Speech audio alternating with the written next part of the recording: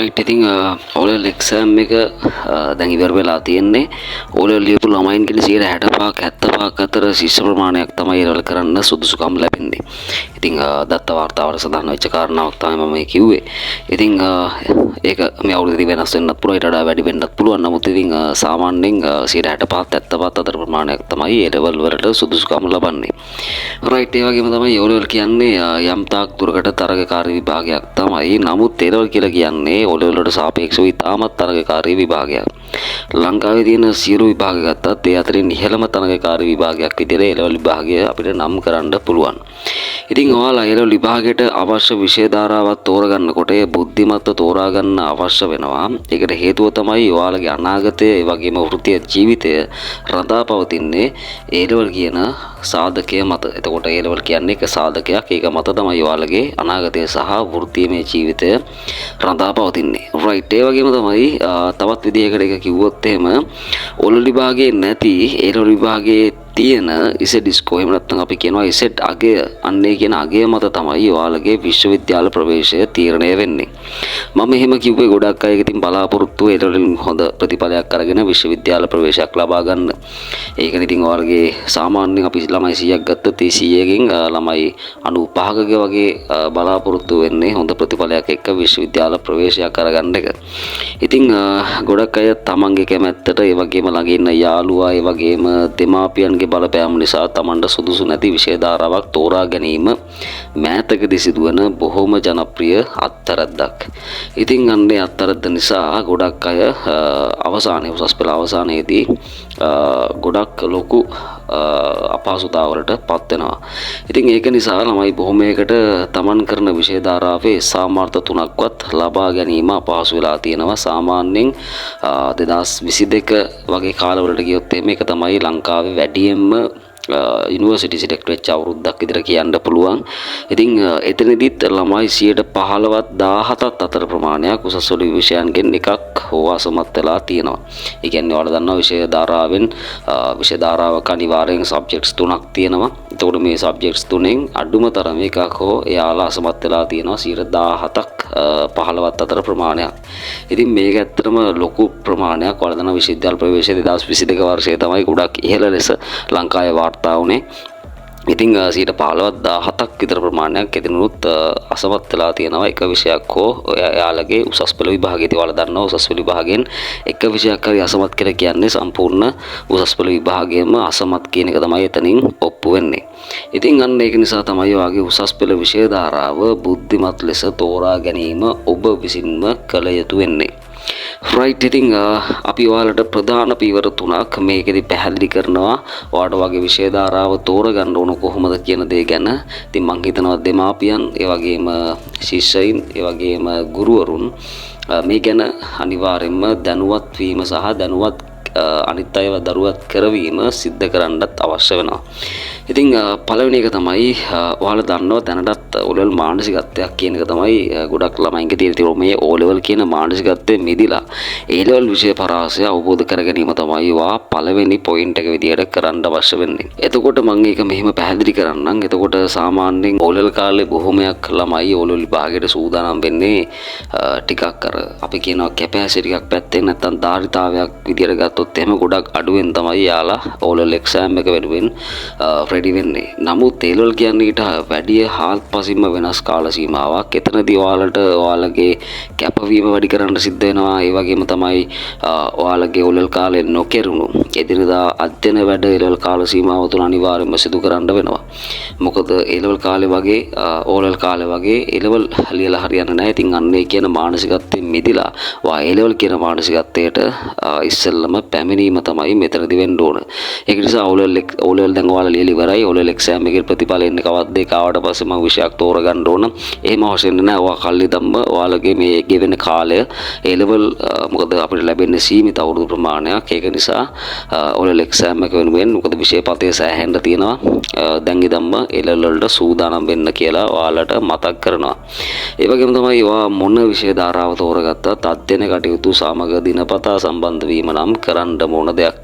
මම හිතනවා ඔයාලට මේ පියවර ගැන අවබෝධයක් ලැබෙන්නේ නැති කියලා. සාමාන්‍යයෙන් මේ O level ලිව්වා වගේ A level වලට ලියන්න හැකියාවක් නැති ගොඩක් ළමයින්ට වැරදෙන්නේ O level වලට පාඩම් කර යාලා මාස දෙකක් තුනක් තියලා ඉතින් හොඳ ප්‍රතිඵලයක් ඇවිල්ලා තියෙනවා. ඒක නිසා A level වලටත් අපි එහෙම කරමු කියලා හිටියට අනිවාර්යෙන් ඒ දේ හරියන්නේ නැහැ. ඒක නිසා ඔයා මොලේ ධම්ම වගේ අධ්‍යයන කටයුතු පිළිවෙලකට හරියට කරගෙන ගියොත් එimhe වාට A level වල හොඳ ප්‍රතිඵලයකට යන්න පුළුවන්කමක් තියෙනවා මොන විෂය ධාරාව තෝරගත්තත්.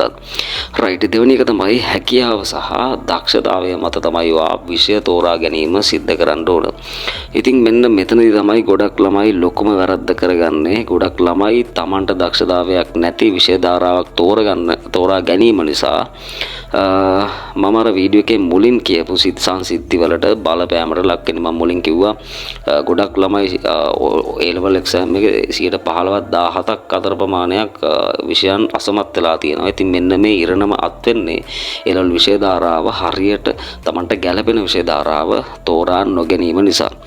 right මම example wise ඔයාලට කියලා දෙන්නම්. දැන් ඔයා හිතන්න ඔයා science stream එකක් සරලවම කිව්වොත් ඔයා science හරි එහෙම නැත්නම් maths හරි තෝරගන්නවා කියලා.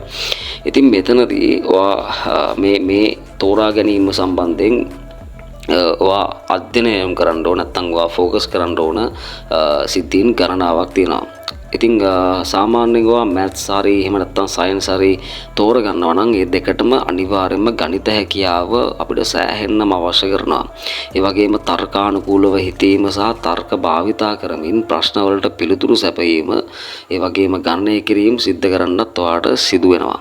ඒ වගේම තමයි අනෙක් විෂය ධාරාවලට සාපේක්ෂව කැපවීම සහ අධ්‍යයනයන් අනිවාර්යයෙන්ම සිදු කරන්න අවශ්‍ය වෙනවා. ඒ කියන්නේ ඔයාට දවස් 365න් අනිවාර්යෙන් ඔයාට 365ම මෙන්න මේ විෂය වෙනුවෙන් maths හරි science හරි ඔයා කරන්න බලාපොරොත්තු වෙනවා නම් ඔයාට ඒ වෙනුවෙන් කැප කරන්න අවශ්‍ය වෙනවා.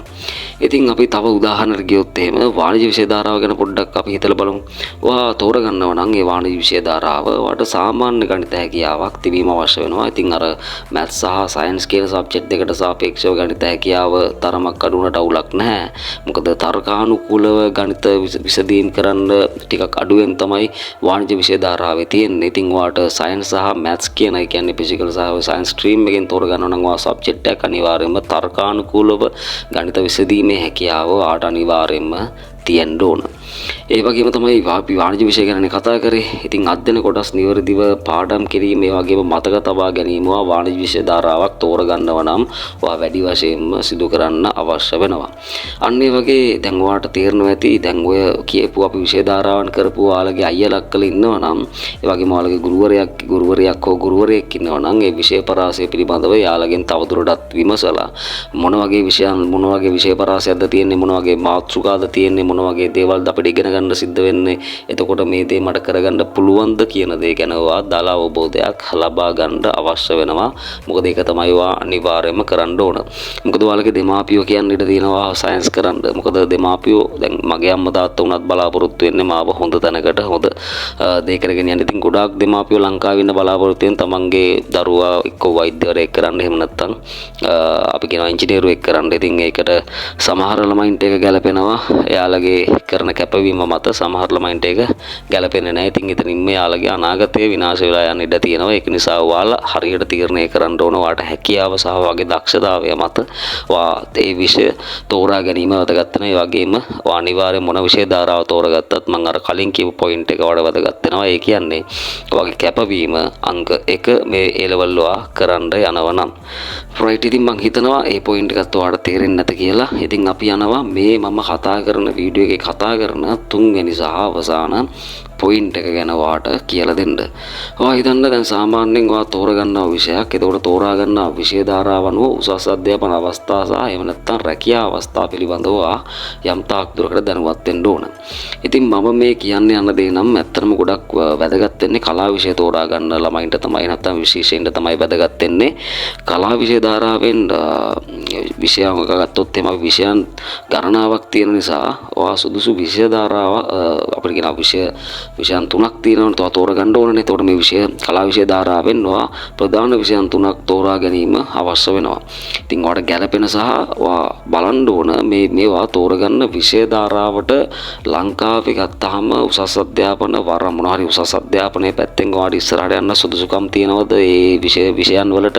ඒ වගේම රැකියා අවස්ථා ලංකාවේ ඔයා තෝරා ගන්නා විෂයන් වලට ලංකාවේ ඇතුලේ තියෙනවද කියලාත් ඔයා ඒ ගැනත් අවධානය දෙන්න අවශ්‍ය වෙනවා. මොකද ඔයා කරන්නේ උසස් පෙළ කරන්නේ ඔයා උසස් අධ්‍යාපනයක් හදාරන්න බලාපොරොත්තු වෙන. එතකොට උසස් අධ්‍යාපනයෙන් පස්සේ ඔයා වෘත්තීය ජීවිතයට ඇතුළත් වෙනවා. ඒතර වෘත්තීය ජීවිතය ඇතුලේ ඔයා තෝරගන්න විෂයන් වලට සම්බන්ධයෙන් රැකියා අවස්ථා නැත්තම් එතනදී ඔයා සෑහෙන අපහසුතාවයකටපත් වෙනවා. මොකද ආයෙත් මුලට ගිහිල්ලා ආයෙ ලෙවල් කරගෙන ආයෙ එන්න බෑනේ. ඒක නිසා අන්න ඒ ගැන ඔයා වැඩි අවබෝධයක් දෙන්න. ඉතින් අන්න ඒ දේවල් තමයි ඔයාට මෙතනදී මම මතක් කරන්න උත්සාහ කරේ. ඉතින් ඔයාට තේරෙනවා මම මේ දැන් තුන්වෙනි පොයින්ට් එක කතා කරපු දේවල් නෑ. ඇත්තටම වැදගත් වෙන්නේ කලා විෂය තෝරා ගන්න ළමයින්ට තමයි වැදගත් වෙන්නේ. මොකද කලා විෂය ධාරණ ගොඩාක් තියෙන නිසා හරියට කලා විෂය ධාරාවෙන් විෂයන් 3ක් ඔයා තෝරගන්න ඕන. ඉතින් ඔයාලගේ ගුරුවරුත් එක්ක කතා කරන්න පුළුවන්. එහෙම නැත්නම් ඔයාලගේ අයියලා අක්කලා ඉන්නවා කලා විෂය කරපු. ඒතර එයාලා ජොබ් කරන අය ඉන්න පුළුවන්. එයාලත් එක්ක කතා කරලා ඒ පිළිබඳව දල අවබෝධයක් අරගෙන තමයි ඔයා විෂය ධාරාව කරන්න අවශ්‍ය වෙන්නේ. මොකද ලංකාවේ ඇතුලේ සමහර විෂයන් තියෙනවා. ඒවට ජොබ් ඔපොචුනිටිස් අපි කියනවා රැකියා අවස්ථා සෑහෙන අඩුයි. ඒ වගේම උසස් අධ්‍යාපනයක් කරන්න ගියත් එතනදී ප්‍රශ්න මතුවෙන්න පුළුවන්. ඉතින් අන්න ඒ ගැන ඔයා වැඩි අවධානයක් දෙන්න කියලාත් මතක් කරනවා. ඉතින් තව දෙයක් කිව්වොත් එහෙම මගේ උසස් පෙළ මම කරලා තියෙන්නේ විද්‍යා විෂය හරහා. ඒ කියන්නේ සයන්ස් ස්ට්‍රීම් එකෙන් තමයි මගේ උසස් පෙළ සහ උසස් අධ්‍යාපනය කරලා තියෙන්නේ. එතකොට මට ඒ දේ තමයි ඒ කාලෙදී ඇත්තටම මට හැකියාවක් තිබුණේ ඒ පැත්තෙන් විතරයි. ඉතින් ඒක නිසාම තමයි මම ඒක තෝරගත්තේ. ඉතින් අර හේතුව නිසා මට උසස් අධ්‍යාපනය දක්වාම උසස් අධ්‍යාපනයට ගිහිල්ලා ඊට පස්සේ අපිට කියනවා අපේ ඩිග්‍රී එක එහෙම නැත්නම් කියනවා අපේ උපාධියක් කරාම යෑමේ හැකියාවක් මට තිබුණා. මොකද උසස් පෙළ විෂය ධාරාව මට ගැලපෙන විදිහට තෝරාගත්ත නිසා. ඉතින් මම ඔයාලට ආරාධනා කරනවා සහ මතක් කරනවා අනිවාර්යයෙන්ම මෙන්න මේ කියන කරුණු පිළිබඳව ඔයා වැඩි අවධානයක් දෙන්න කියලා. එතකොට ඔයාට පුළුවන් ඔයාට මැච් වෙන එහෙම නැත්නම් ඔයාට සුදුසු ඔයාට ගැලපෙන ඔයාට ගොඩාක් දුරට ඉස්සරහට යන්න පුළුවන් සබ්ජෙක්ට්ස් තෝරගෙන ඒ දේවල් කරන්න කියලා මතක් කරනවා. ඉතින් මම හිතනවා මේ වීඩියෝ කාඩ වැදගත් වෙන්න ඇති කියලා. ඔයාලට මොනවා හරි අදහසක් තියෙනවා අනිවාර්යයෙන්ම යටින් කමෙන්ට් එකක් දාන්න.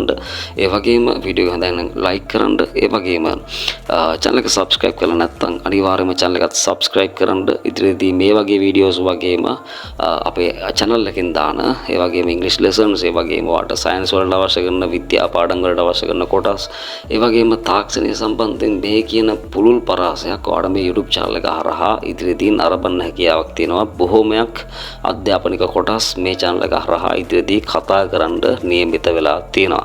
එහෙනම් අදට ගිහින් එන්නම්. සුබ දවසක්. ජය වේවා.